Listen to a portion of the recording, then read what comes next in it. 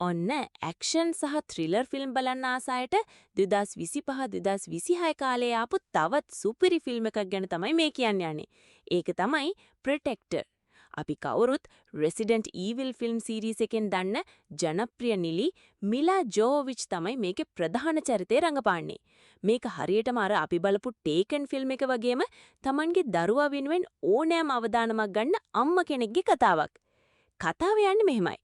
කතාවේ ප්‍රධාන චරිතය තමයි නිකි හොල්ස්ටඩ්, මිලා ජෝවිච්. කලින් හමුදාවේ වැඩ කරපු දක්ෂ, ඒ වගේම භයානක අතීතයක් තිබුණු කෙනෙක්. හැබැයි දැන් ඇය ඒ ඔක්කොම අතහැරලා Tamanගේ දුව ක්ලෝයි එක්ක සාමාන්‍ය ජීවිතයක් ගත කරනවා. හැබැයි මේ සාමකාමී ජීවිතය එකපාරටම කණපිට පෙරලෙනවා. දවසක් නිකීට පියවි සිහියේ යෙද්දී ඇයි ඉන්නේ පාළු කර්මාන්ත ශාලාවක.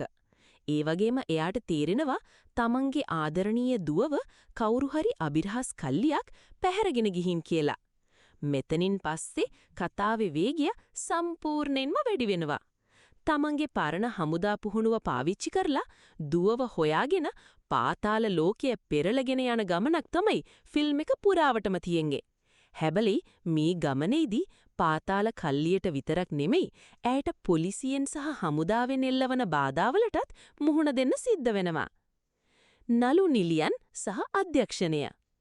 අධ්‍යක්ෂණය ඒඩ්‍රියන් ග්‍රූන්බර්ග්. ඔහු මීට පෙර රැම්බෝ ලාස්ට් බ්ලඩ් වගේ සුපිරි ඇක්ෂන් ෆිල්ම් අධ්‍යක්ෂණය කරලා තියෙනවා. ප්‍රධාන රංගනේ මිලා ජොවෝවිච්ට අමතරව ඉසබෙල් මයර්ස්, ඩී.බී. ස්වීනෙක් සහ මැතිව් මොඩීන් වගේ දක්ෂ නළු නිලියන් රැසක් මේකට එකතු වෙලා තියෙනවා. තවත් මේ වගේ වීඩියෝස් බලන්න කැමති නම් අපිව සබ්ස්ක්‍රයිබ් කරගෙන යන්න.